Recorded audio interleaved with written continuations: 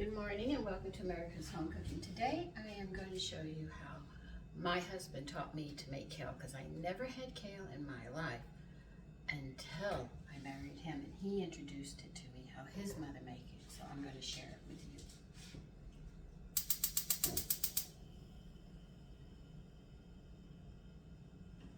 Because I had a tendency to always burn the bacon when I went to do this dish, because he wanted a pretty high flame for it.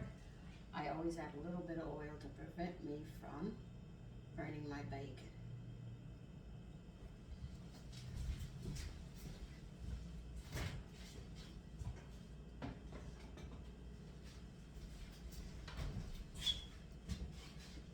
And what he told me to do is that you cut some bacon up, which I'm going to do. There are actually 3 pieces stuck together because it's still slightly frozen, but you know, I'll get over it, make it work for me. When the pan gets hot, you're going to put the bacon in there and you're going to cook it. The bacon will come apart as you cook it.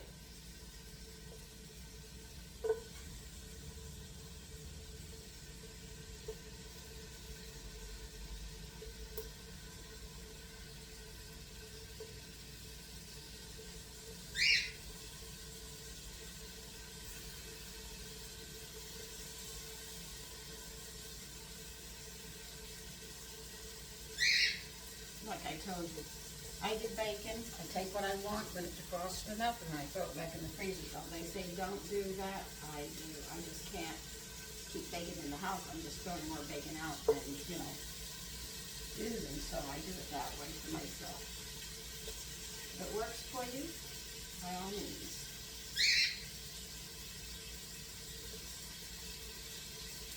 When these pieces are cooked, you don't want them burnt. When the pieces are cooked, I wouldn't even know how to tell you. When they're brown and cooked, we're going to sit there and put kale in. I've already rinsed the kale. Kale, I always find ladybugs in kale and some other insects. So make sure that you rinse them very, very well. And then I cut them up in pieces about so big.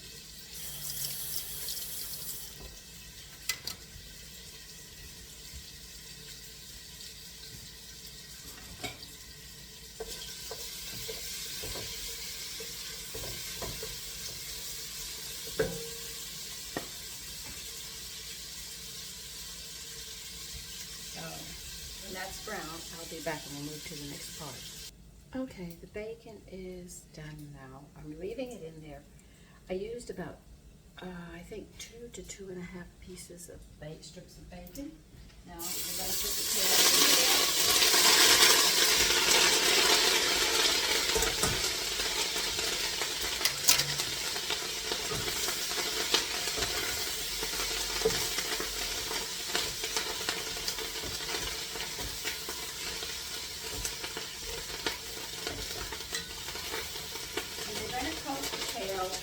With the bacon fat in the pan, and it'll wilt and it'll get a really rich green. That's what you're looking for.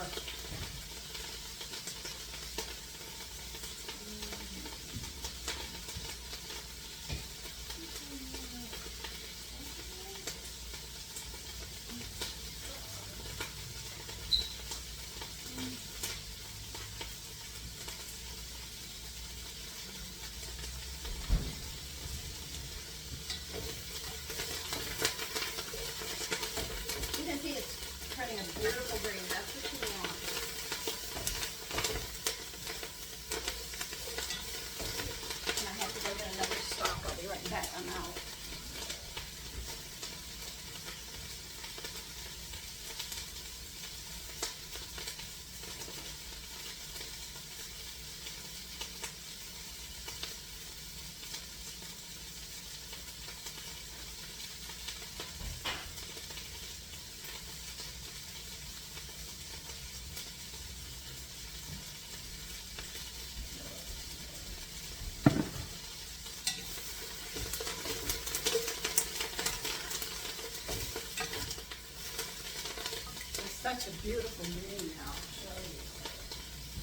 Here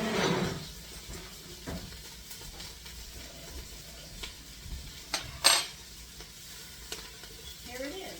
You see how it's that beautiful green? You want your kale to look like that.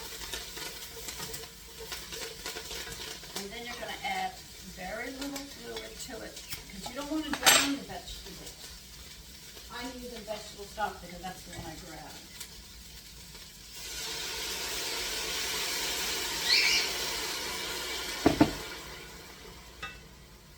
I put just a little in.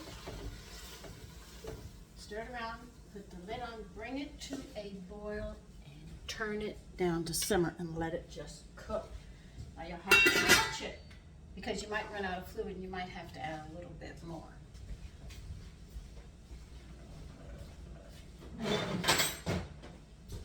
Now the reason why I try to avoid using too much fluid is most people will eat, you'll put it in a bowl with the liquid and all, and they will take and eat the vegetables because you'll have a spoon that has, I'm losing it.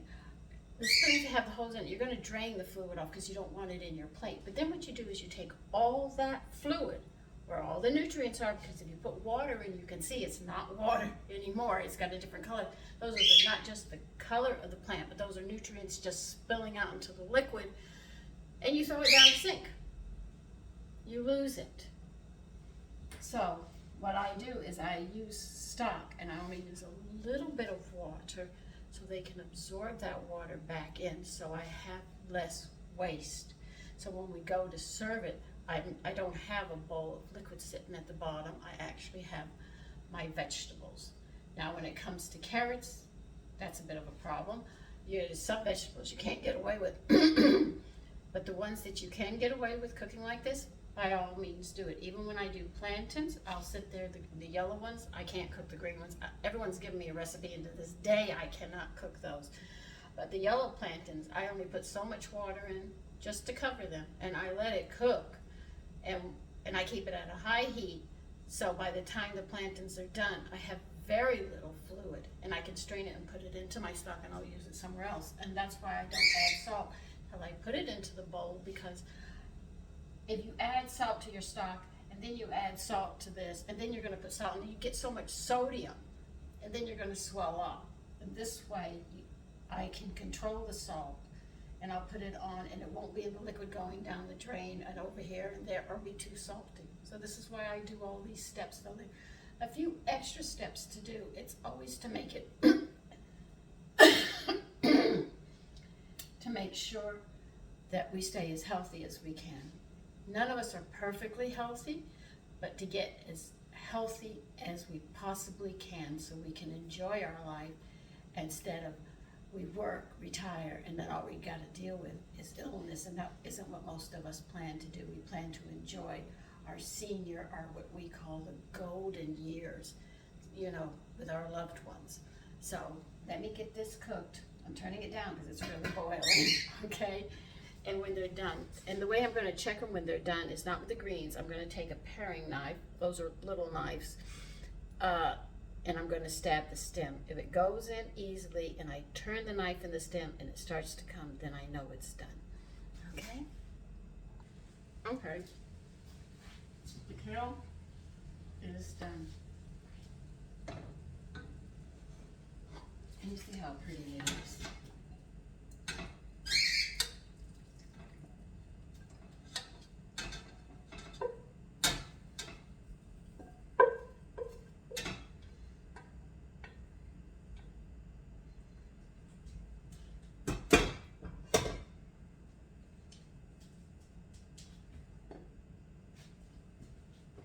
Because it's bacon it, you have to be careful with the salt because bacon has salt in it.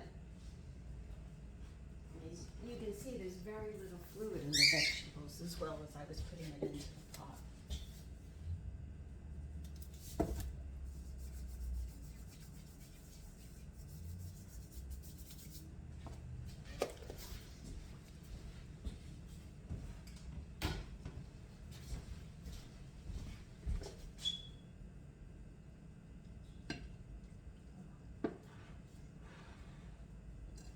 And I do have some food in the bottom, but with those biscuits I made, I know it's gonna go good with this.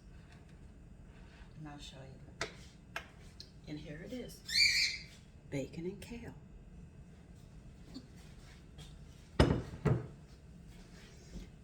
Take care.